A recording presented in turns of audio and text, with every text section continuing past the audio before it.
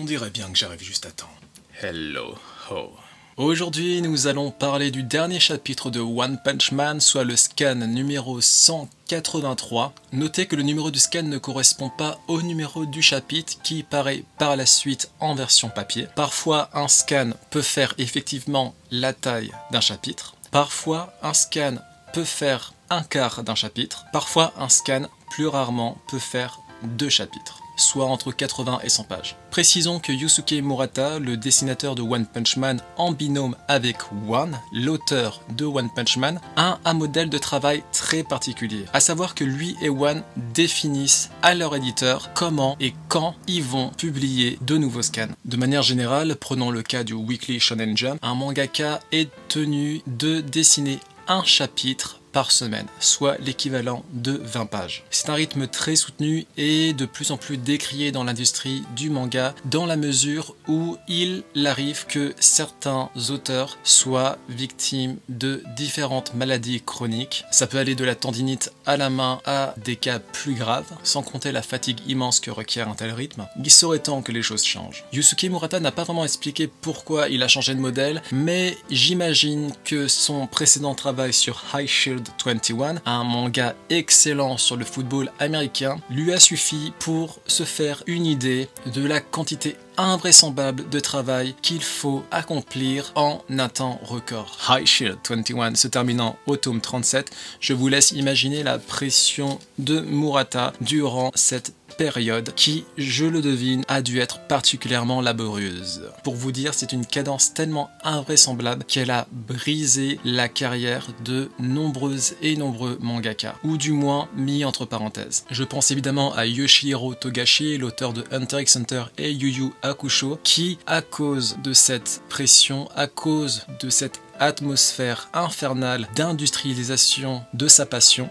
a fini par développer une maladie assez grave de tendinite. Cela l'a poussé à quasiment stopper la production de Hunter x Hunter. Cette œuvre étant iconique par de nombreux aspects, la Shueisha a accepté que Togashi puisse publier un chapitre quand il le veut. Mais malheureusement, j'ai l'impression que le mal est fait. Cela fait désormais plus de 2 ans que nous n'avons pas eu de nouveaux chapitres de Hunter x Hunter, et le cas de Yoshihiro Togashi n'est pas un cas unique en la matière. Katsura Oshino, la mangaka responsable de D. Greyman, a également souffert d'une maladie similaire, et actuellement nous avons le droit à un chapitre toutes les calendes grecques. C'est justement pour éviter de tomber dans ce schéma diabolique, on arrivait à tomber malade à cause de sa passion, on arrivait à détester sa passion, que Yusuke Murata a proposé à One de redessiner ses planches, One n'étant pas hyper doué en dessin, même s'il s'améliore, mais d'établir un modèle qui leur correspondrait à tous les deux. De fait, aujourd'hui, tous les scans de One Punch Man sont disponibles gratuitement sur le site officiel.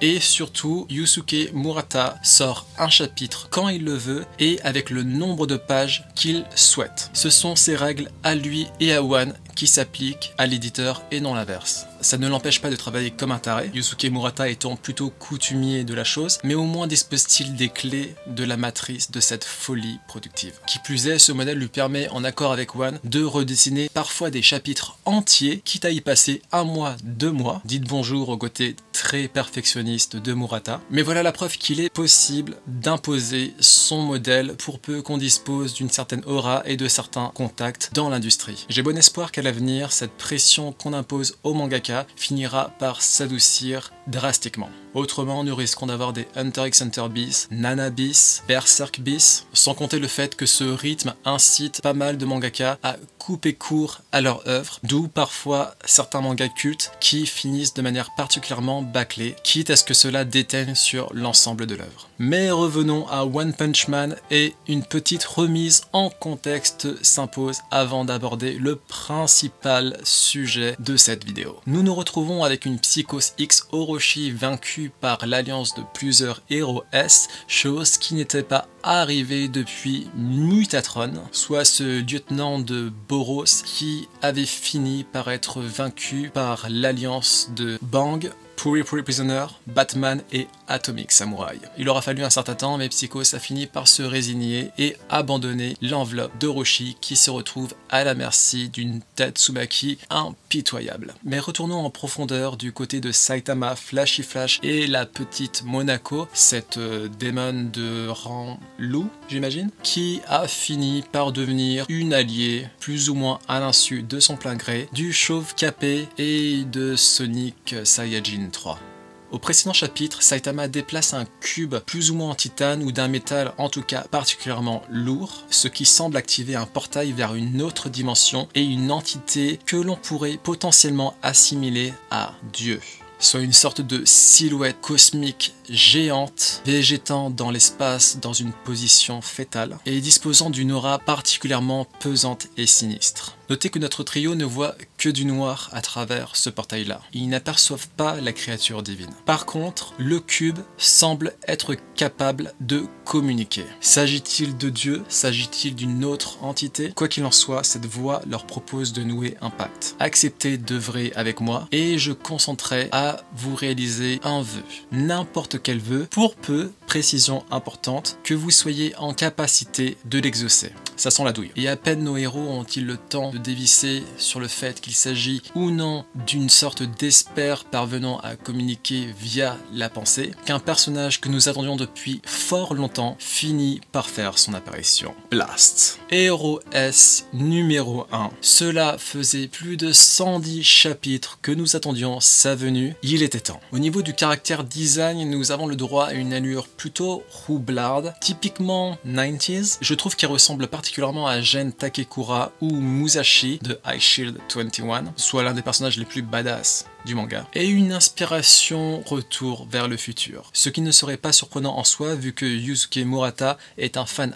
invétéré de la trilogie. Il était d'ailleurs prévu à un moment donné qu'il fasse l'adaptation manga de Retour vers le futur, mais pour des raisons de copyright, le projet a fini par avorter. Triste. Quoi qu'il en soit, Blast dégage une impression de puissance. Non seulement manipule-t-il le cube comme un vulgaire jouet, alors que nous avons vu qu'il doit peser très lourd, mais il est capable de dépasser en vitesse Flashy Flash, ce qui, outre Saitama, est un véritable tour de force. Flashy Flash possédant probablement une vitesse qui pourrait être comparable à celle de la lumière. On ressent également chez lui une certaine antipathie à l'égard des monstres. Il aurait parfaitement pu tuer Monaka si Saitama ne s'était pas interposé et lui avait fait comprendre qu'il s'agit d'une alliée. Mais outre cela, Blast semble collectionner les cubes, soit ces outils qui permettraient de réaliser un vœu, ce qui explique son absence durant l'intégralité du manga jusqu'à aujourd'hui. De fait, les cubes auraient un lien évident avec cette entité divine qui connaît d'ailleurs particulièrement bien Blast, au point de quasiment paniquer en comprenant qu'il a fini par faire son apparition, mais nous comprenons également que Blast est capable de traverser les dimensions, probablement grâce au cube. Il n'empêche, cette découverte ouvre l'horizon pour des possibilités incroyables. Car qui dit capacité de traverser des dimensions et des univers, dit multiverse. On se retrouve un peu avec les 12 univers de Dragon Ball Super ou le fameux multiverse du MCU, Marvel Cinematic Universe. En termes narratifs, cela permet de s'ouvrir une porte particulièrement prometteuse pour peu que l'on ait de l'imagination à revendre, et c'est le cas de One.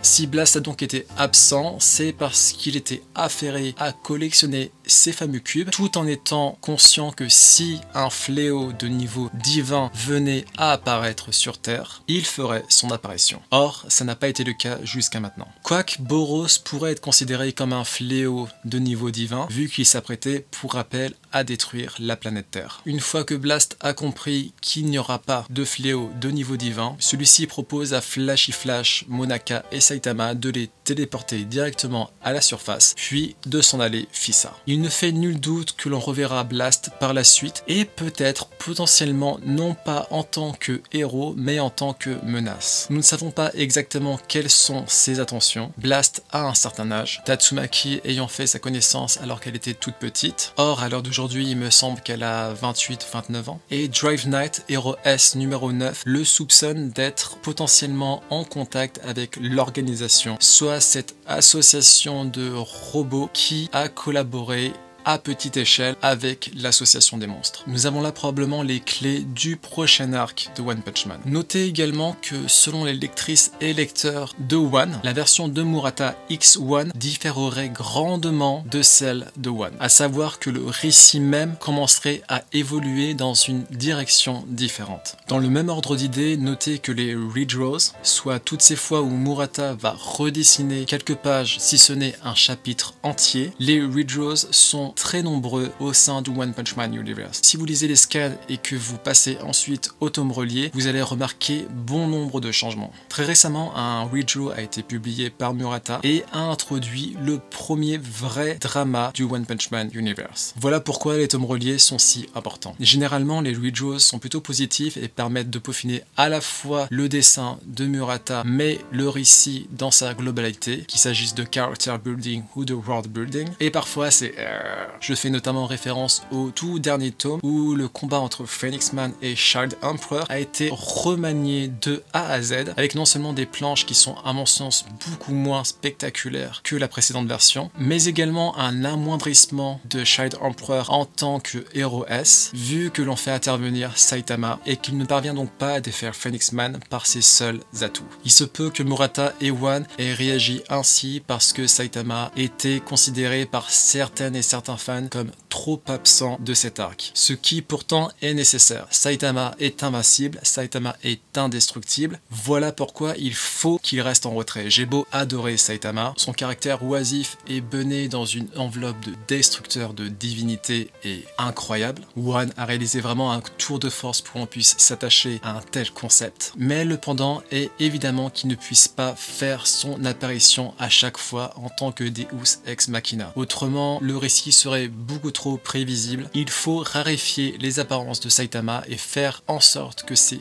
apparitions soient particulièrement savoureuses et salvatrices. Voilà pourquoi le character building des personnages secondaires et tertiaires est si important et développé dans One Punch Man. Voilà pourquoi il s'agit d'une de mes œuvres préférées. A priori, les HeroS auront encore le droit à pas mal de focus, vu que les cadres de l'association des monstres viennent de faire leur apparition, dont cet empereur Obo particulièrement dangereux et qui affirme avoir été en lien avec ce dieu dont on ne connaît pas grand chose, si ce n'est qu'il est effectivement doté de capacités cosmiques invraisemblables. C'est lui qui a permis à Psychos X Orochi de devenir aussi dangereuse, c'est lui qui a donné ses pouvoirs à l'empereur Obo. S'agit-il vraiment de Dieu, soit le créateur des univers, ou d'un Ersaste divin ayant accumulé tellement de puissance qu'il est désormais en mesure de prétendre au rang de Dieu? Allez savoir. Pour l'heure, nos HeroS vont encore avoir du pain sur la planche et j'ose espérer le retour très attendu de Metal Bat ou Batman, l'un de mes personnages favoris du One Punch Man Universe. Badass, intrépide, intègre et ce petit côté particulièrement doux qu'il a à l'encontre de sa petite sœur. Quant à Tatsumaki, celle-ci pourrait en avoir fini une bonne fois pour toutes avec Orochi, même si connaissant le monstre, attendons de voir s'il est réellement éliminé pour de bon. Je rappelle qu'il a réussi à survivre à un point normal de Saitama, ce qui n'est pas rien. Quid de cette dernière page, ce temple mystique particulièrement intriguant, avec une sorte de peuple qui prie pour une divinité ou un fléau?